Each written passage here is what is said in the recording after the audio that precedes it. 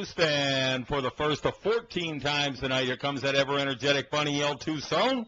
Number 8, Win ASU, is the post-time favorite on the tote board. They're running with a good early break for that number 8. It's Win ASU, the post-time favorite, showing why, followed by the 3, 4, 6, 7, 1, 5, and 2. They fly through that first turn with the greatest of ease, with the number 8 on the lead.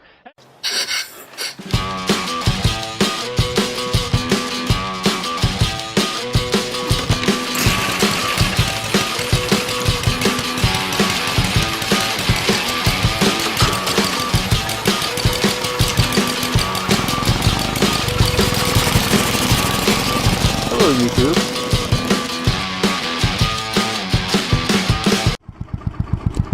Well, good morning, YouTube. Arizona RE here.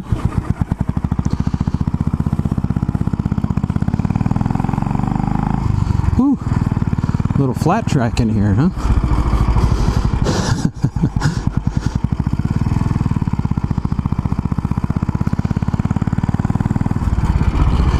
You guys are probably wondering why I'm sitting over here at Tucson Greyhound Park.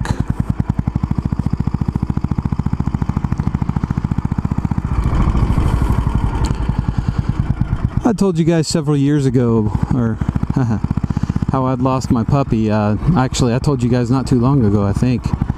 I'll post a link to the video here, but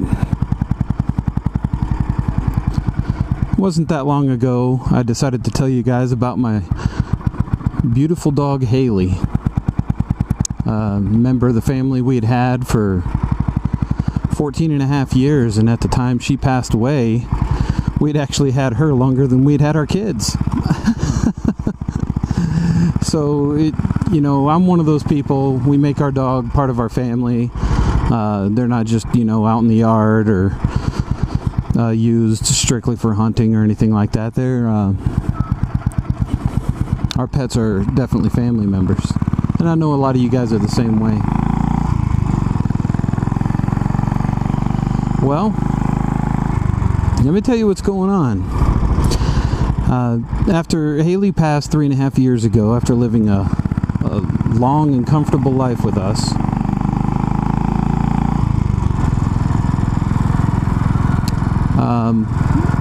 you know, it took 3.5 years for me to really open up my heart to the idea of adopting another dog. And Haley was a Malinois, and she was very outgoing. She was pretty much she was an alpha dog, you know, but she loved our family, and that was just perfect for us. You know, she was good at shepherding the kids. She was good at protection. She was good at guarding the house when we weren't home, and had really just a lot of positive things that we loved about her. And here recently kind of opened my heart to the idea of getting another dog, but it was the idea, with as busy as our schedule is sometimes, of dealing with house training a dog, and so it was just a little daunting, being that we hadn't had to do that for a while. So we were open to taking on the challenge. However, my wife started researching the Greyhound Adoption. These dogs are beautiful, and through Southern Arizona Greyhound Adoption Agency, basically they're a non-profit agency that does nothing but take in expired dogs, or I should say not expired, but dogs that are no longer amenable to racing at the racetrack, that, you know, might otherwise be euthanized or you know, just discarded in one way or another. And they rescue these dogs, and they take them in, and then they housebreak them. They make sure they're in fantastic health, and then they try and find families for them.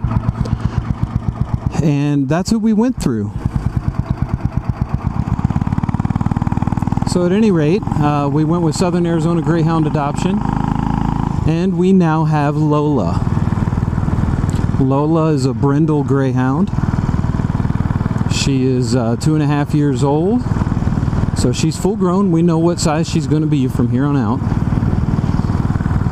And all she wants is to be loved on and pet. That's it. That's it.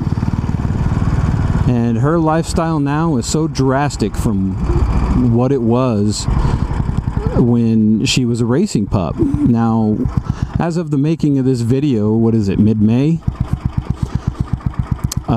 She was racing as recently as early April. So the turnaround on making these dogs suitable for someone's home seems to be about a month. Now, something else happened recently that's really spurring a lot of this, and that is that Arizona, the governor of Arizona, just recently signed a law basically outlawing dog tracks. And I think there's only a couple others in Arizona, but this is the last one in southern Arizona, Tucson Greyhound Park. So they'll be closing up. It's been outlawed now, so no longer allowed to race dogs in Arizona. And they have roughly 500 dogs. And as a result, more than 300 of them are going to end up being put up for adoption or released to these adoption agencies. So I will definitely link if you're in southern Arizona and considering picking up a Greyhound, or you're considering picking up a family pet that is already full grown, that is more or less housebroken, and really is just in need of a lot of pets on the head and told what a good girl she is, then this would be a good place for you to look. And you'd be doing a lot of good, because otherwise these poor dogs, they live a rough life as it is. They get fed raw meat in a cage and are taken out to run, and that's pretty much their entire lives, are eating and running, eating and running. We've had to do some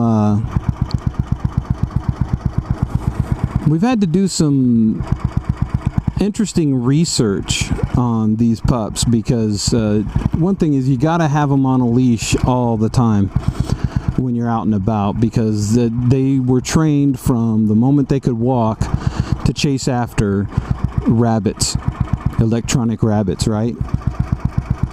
And as a result, with all the bunnies that run around our yard and everything, there's a good chance that if she got out of the front door, she wouldn't necessarily just take off and run, but if she saw a rabbit, she'd give chase. And something to think about is that when a Greyhound gives chase, usually within the first 3 bounds, all right, so about 15 feet, in about 3 bounds, they've already hit 30 miles an hour. And they average on the tracks, they average between 35 and 45 miles an hour. So that's definitely a consideration when you're talking about your dog getting away from you off the leash. Really hate to have something like that happen, because traffic is not going to be able to anticipate an animal that fast darting out. Oh, here we go, here we go. Oh.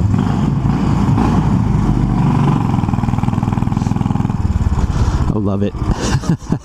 So anyway, I'll give you a couple looks at our beautiful little pup here, and her former home over at Tucson Greyhound Park.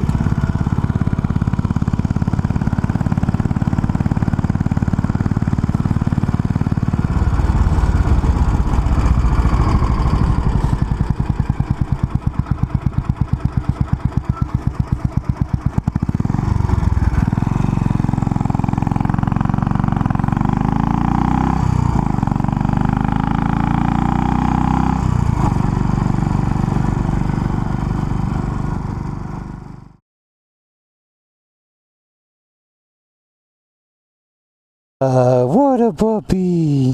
How you doing, beautiful? Hi, sweetie. There's your good girl.